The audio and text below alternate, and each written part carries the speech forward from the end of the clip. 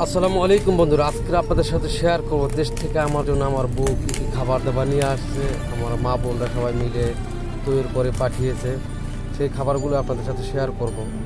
তো এমনভাবে ব্যাগটাকে বেঁধে নিয়ে আসছে, আমার খুলতে 10 মিনিট লেগে গেছে। 10 মিনিট পরে সর্বশেষ আমি খুলে প্রথমে বের করলাম তার ভিতরে কি ঔষধ। হ্যাঁ, আমার ঔষধ, আমার ওয়াইফের ঔষধ, যেহেতু ডাক্তার দেখিয়ে নিয়ে আসা হয়েছে। আর এই যে দেশীয় মরিচ, যেটা খুবই প্রিয়, খাইতে অনেক মজা লাগে, কারণ এদেশেও মরিচ পাওয়া যায়। এই মরিচগুলো খুব টেস্টি হয়। এই যে বাদাম, আমাদের নিজেদের খেতে কোলা যে বাদামগুলো হয় সেই বাদাম। এই যে পান নিয়ে আসছে, খুবই পছন্দের, কারণ সবসময় তো খাওয়া হয় না, মাঝে মাঝে খাওয়া হয়। এর ভিতরে সুপারি আছে।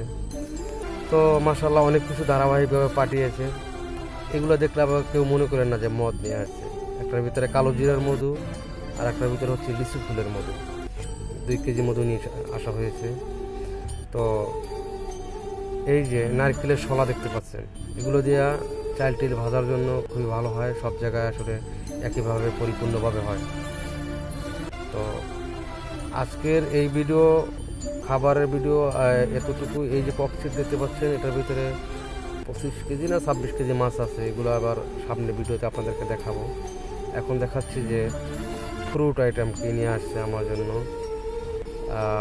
আরও জানি কি এর ভিতরে, যেটা কাঁধে ব্যাগ থাকে, এটার ভিতরে অনেক কিছু নিয়ে আসা হয়েছে। দেখি খুলে যে কি এর ভিতরে।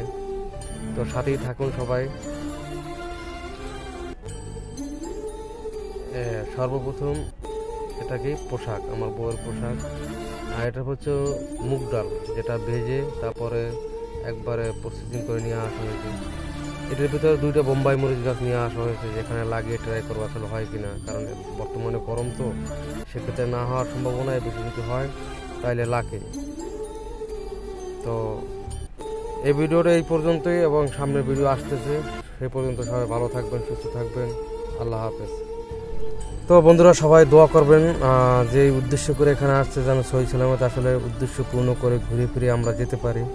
এই যে লিচু বের হচ্ছে, লিচু 2 ব্যাগ দেখতে পাচ্ছি।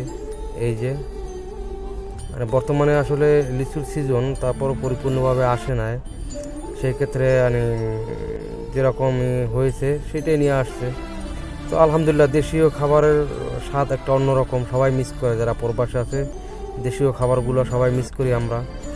যে দেশ থেকে খাবার আসলে পরে অন্যরকম একটা ফিল হয়। আসলে খাবার তো সব কিছু এখানেও পাওয়া যায়। তো দেশীয় খাবারের একটা স্বাদই অন্যরকম থাকে, একটা মনের আনন্দ, একটা ফিল অন্যরকম থাকে। তো সেই ক্ষেত্রে আলহামদুলিল্লাহ মানে অনেক খুশি হয়েছে যে অনেক কিছু নিয়ে আসছেন, মানে যা সবসময় মানে হাতের নাগালে পাওয়া যায় সেগুলো নিয়ে আসছে। এবং যেগুলো মৌসুমীয় ফল সেগুলো অনেক কিছু নিয়ে আসছে, কাঁঠাল নিয়ে আসছে, অনেক কিছু আলহামদুলিল্লাহ।